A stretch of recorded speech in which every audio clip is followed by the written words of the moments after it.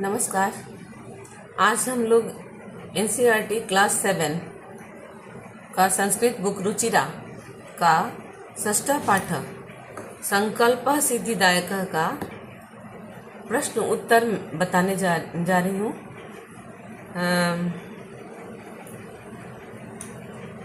मैं इस पाठ को पहले पढ़ा चुकी हूँ और अब मैं आप लोगों को प्रश्न उत्तर बताने जा रही हूँ।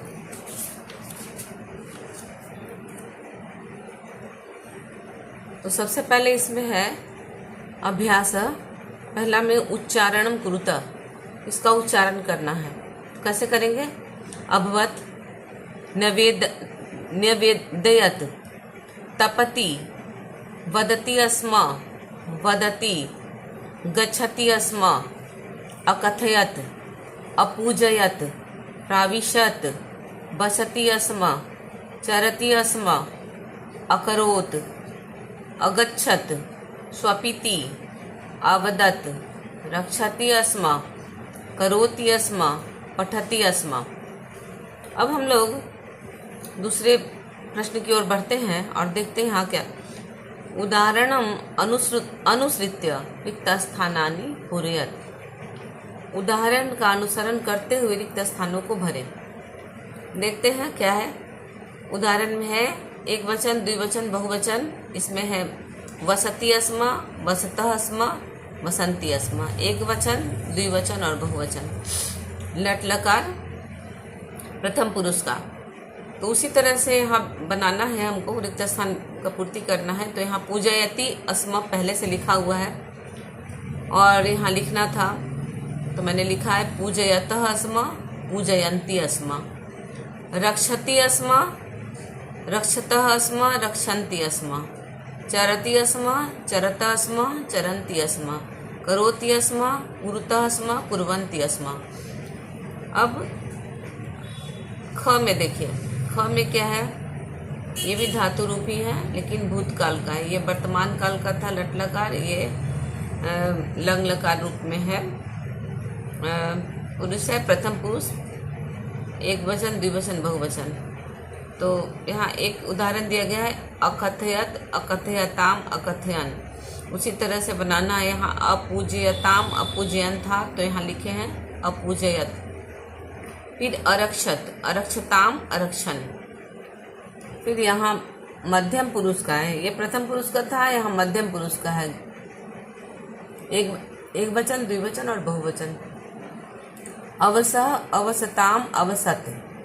अपूजयः, अपूजयताम, अपूजयतम, अपूजयत। अचरः, अचरतम, अचरत। अब हम लोग यहाँ उत्तम पुरुष की ओर आते हैं। अपठत, अपठाव, अपठाम। अपठम, अपठाव, अपठाम। अलिखम, अलिखाव, अलिखाम। अचर्यम, अचर्याव, अचर्याम। अब है प्रश्नानाम उत्तरानि एक पदे न लिखत। प्रश्न के उत्तर को एक पद में लिखिए।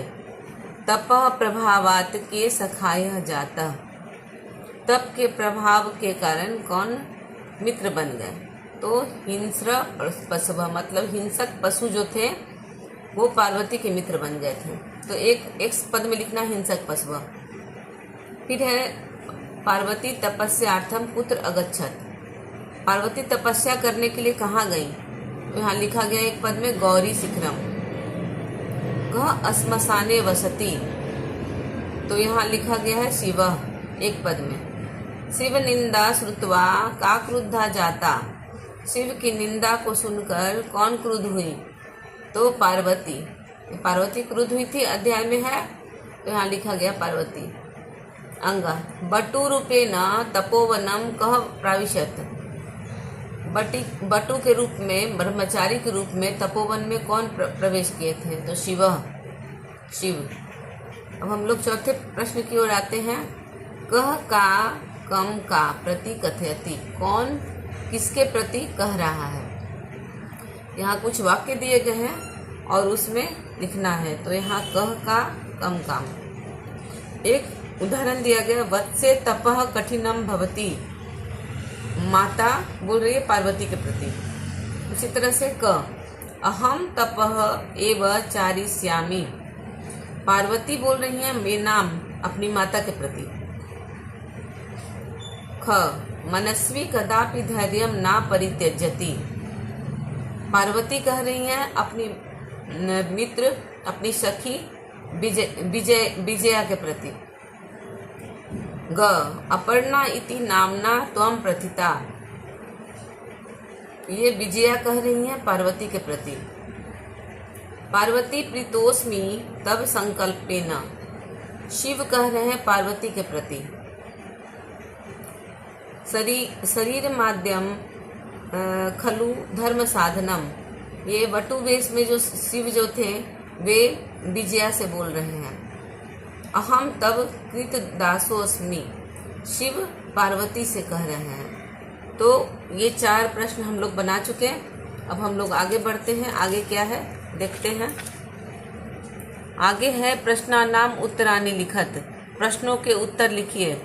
तो प्रश्न का उत्तर है पार्वती क्रुद्धा सती किम अवदत। पार्वती क्रुद्ध होकर क्या बोली। पार्वती क्रुद्धा उत्तर है पार्वती क्रुद्धा सती अवदत। अरे वाचाल अपसर जगति न कोपि शिवस्य यथार्थम स्वरूपम जानाति यथा त्वमसि तथैव वदसि। ये 5वां के प्रश्न क का उत्तर हो गया। अब 5वां के प्रश्न ख का उत्तर। कह महापाप भाग भवति। कह पाप भाग भागम भवति नहीं पाप भाग भवति। तो उत्तर हो गया यह निंदा करोति शृणोति च सह पाप भागम भवति।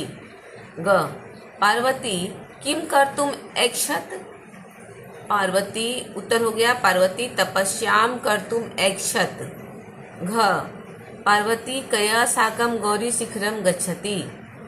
तो उत्तर हो गया पार्वती विजया साकम गौरी शिखरम गच्छति।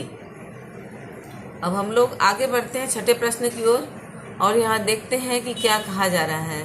तो यहाँ कहा जाता है मंजूषातः पदानि चित्वा समानार्थकानि पदानि लिखत। मंजूषा से पद को चुनकर समानार्थक पद लिखना है। यहाँ कुछ पद लिखे हुए हैं और उनके समानार्थक पद लिखना है। तो यहाँ पर शिलायाम का हो गया प्रस्तरे। यहाँ से लिए प्रस्तरे। पशव पशव का हो गया जंतव। अम्बा माता। नेत्रानी नयनानी। तुष्णि मौनम। यहाँ मौनम है मौनम।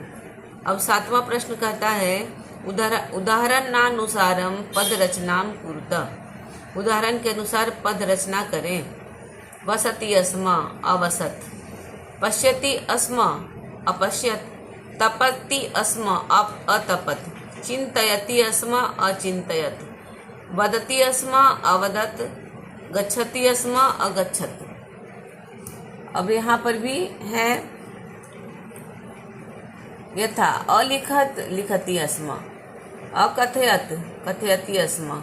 अनयत नयति अस्म। अपठत पठति अस्म। अधावत धावति अस्म। अहसत हसति अस्म। तो इस तरह से ये जो सारे प्रश्न हैं संकल्प सिद्धे दायका का मैंने अभी आप लोग को बताया और आशा करती हूँ कि आप लोग अपने नोट कॉपी पर इसको उतारेंगे, नोटबुक पर उतारेंगे और इसे याद करेंगे क्योंकि परीक्षा नज़दीक आ रहा है। 10 तारीख से आप लोग की परीक्षा है। बिहार बोर्ड की हाफ ईयरली एग्ज़ाम है और आप लोग संस्कृत का अच्छी तरह से आप लोग क्वेश्चन आंसर याद करेंगे क्योंकि मैंने हाफ ईयरली एग्ज़ाम तक का अर्धवार्षिक परीक्षा तक का आप लोग को जितना सिलेबस था मैंने यहाँ तक कंप्लीट कर दिया। आशा करती हूँ कि आप लोग परीक्षा अच्छे से देंगे और अच्छे से पास करेंगे। धन्यवाद।